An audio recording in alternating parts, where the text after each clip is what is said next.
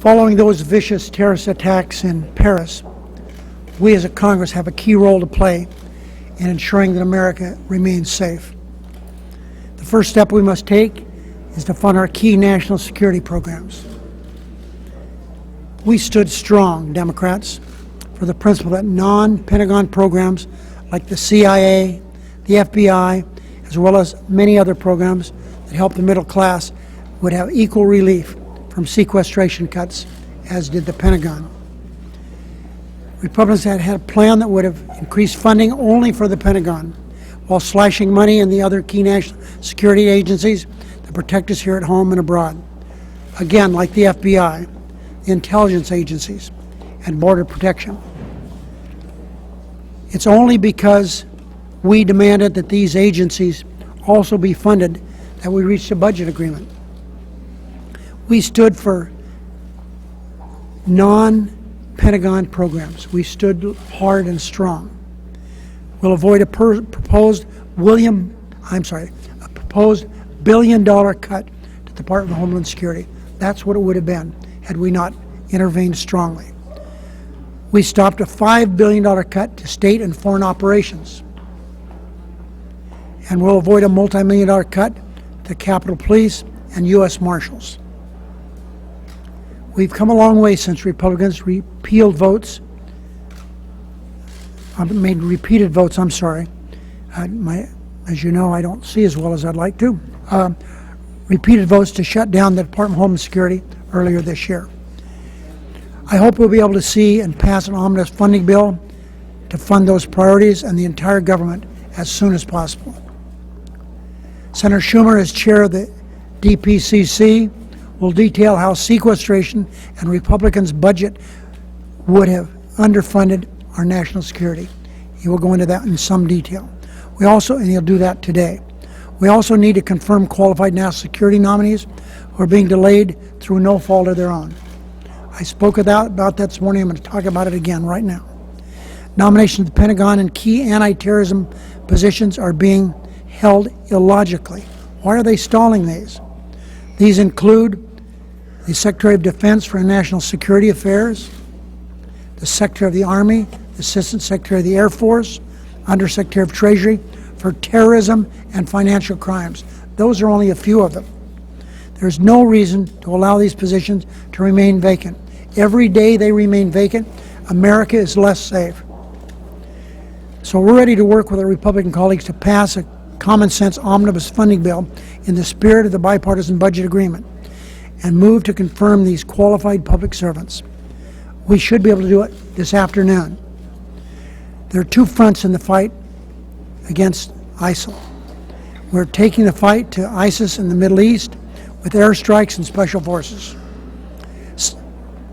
Progress has been made on the ground inside Iraq and Syria. Not enough, but progress has been made. And we're going to continue to press this assault.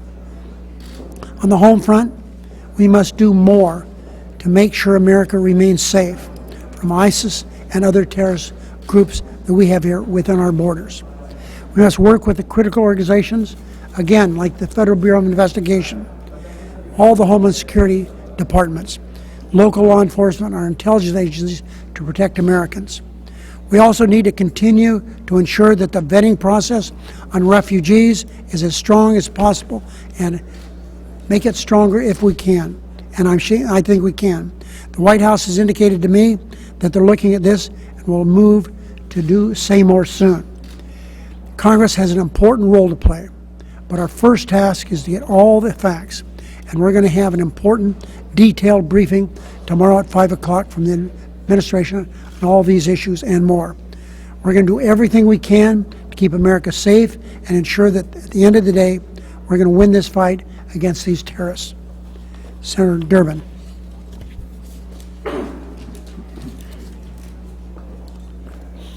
Thank you, Senator Reid. The tragedy in Paris last Friday was a reminder to all of us that our first obligation is to keep America safe. What can we do? First, it's been suggested we need to review our procedures for refugees coming into the United States. Each year, roughly 70,000 refugees are admitted into the United States. after a vetting and investigation process that lasts between 18 and 24 months. It's important that that process be as reliable as it can possibly be, and that is our obligation. But there is much, much more that needs to be done. While 70,000 refugees come in the United States, literally millions of visitors come in the United States from overseas, some of them from visa waiver countries. Let's ask the hard questions about how we make sure that none of them can come into the United States and cause problems for us or any threat to our safety. There are other things that need to be done as well. We are told by the major agencies that are in charge with domestic security that encryption is now a major problem in terms of following the communications of those who would be terrorists and would harm the United States. We have an obligation as well when it comes to work with our allies to go after ISIS in Iraq and Syria.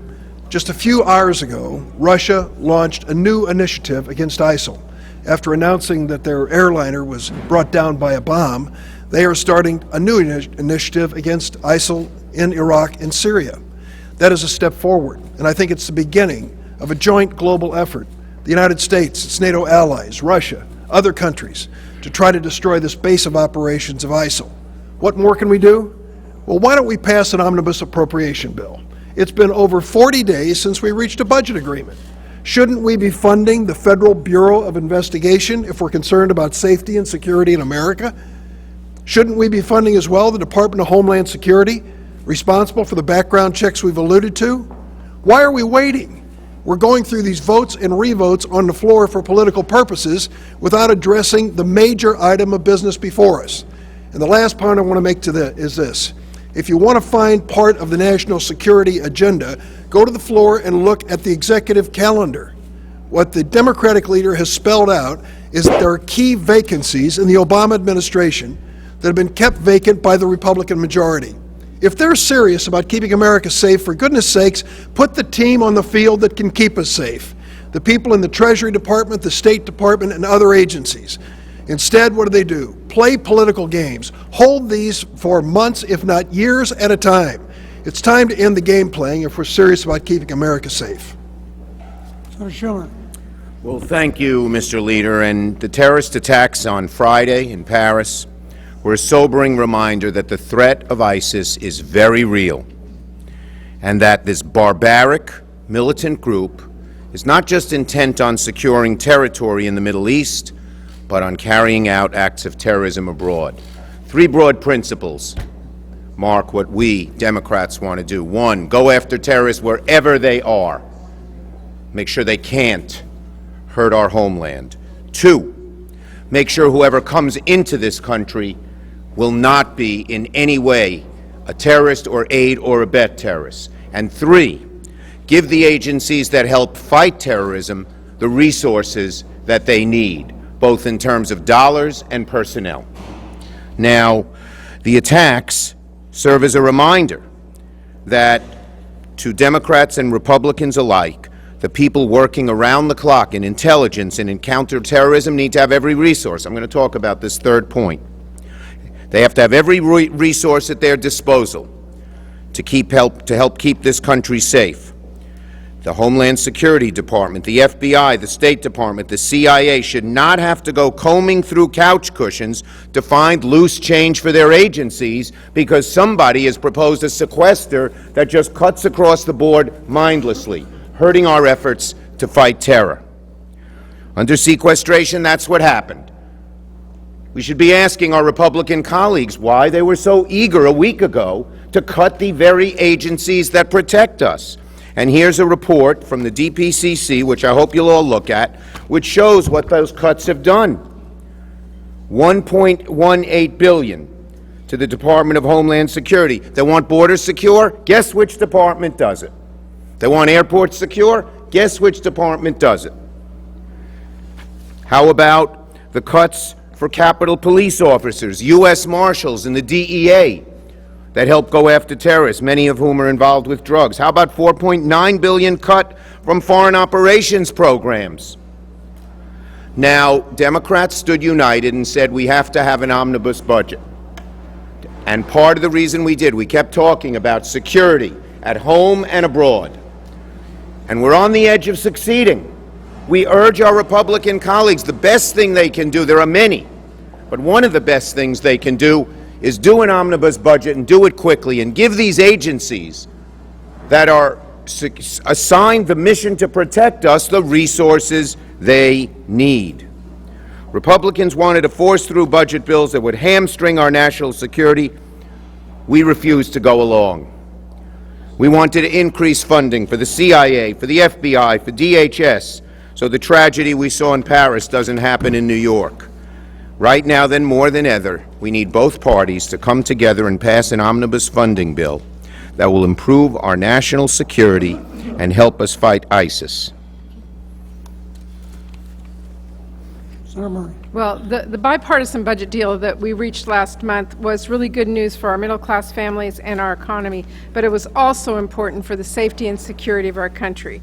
And now it is so important that we finish that process and make sure we truly are restoring those critical investments in health care and education and our national security priorities that you just heard about. The recent events in Paris are a reminder that how important it is that we wrap up this spending bill that invests in the FBI, the Department of Justice, the Department of Homeland Security, the State Department, and other national security priorities in and out of the Department of Defense. This is not a time for games. No reason to have another partisan fight over egregious political riders that would hurt families and women and seniors or the environment. It is time for us to work together and get this done. Senator Reid, you said that the security process for refugees has to be as secure as possible. Do you think that some legislation of some kind to that end will be appropriate here, or is it a question of the administration assuring Congress that they've upped the security measures? I think that we Democrats are going to wait till tomorrow. At 5 o'clock, we have a briefing that will go into some detail. Right now, it's been established very clearly that for refugees, the vetting process is 18 to 24 months, and we're going to take a look at that and see if that can be made any more clear to the members of the Senate and to the American public. Senator Reid, Yeah. You said that the process could be better, the vetting process. Does it make sense to have a... No, I didn't say it. I said it could be, but here's what I said. We're going to take a look at it and see if it could be made better. That's what I Does it said. make sense to have a pause in the Syrian refugees coming in while we look to see if it could be made better? So it was just a temporary pause. We know that the 1,800 who have come to America from Syria the last 4 years, they have been vetted for, every one of them, from 18 to 24 months. So if somebody comes here today, there's a pause. It takes 18 to 24 months before their work has been completed. So I don't, my personal feeling is I'm going to wait till tomorrow. I don't think at this stage we should be pausing until we get the facts. Senator Reid, do you feel that as part... That's somebody over here.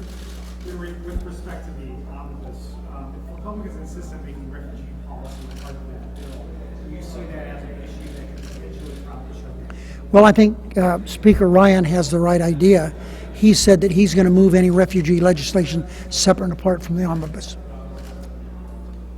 Would you be open to... About the proposal from Senator Feinstein. Pardon me? The proposal from Senator Feinstein that she's re-upping now, working on trying to keep those on the terrorist watch list from getting guns. It's not, it has some bipartisan support.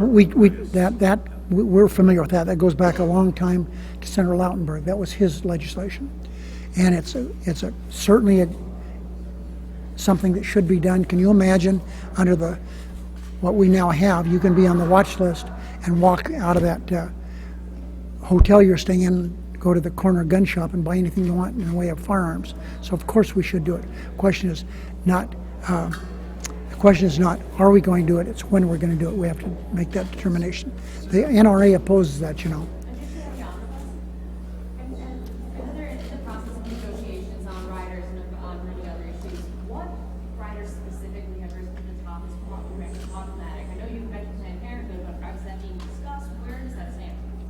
I had a conversation today with Senator Mikulski.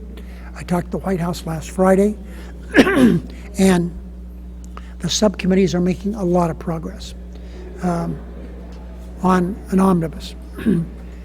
On riders, we are just beginning the process, so there's no yes or no on anything at this stage. Thanks, everybody.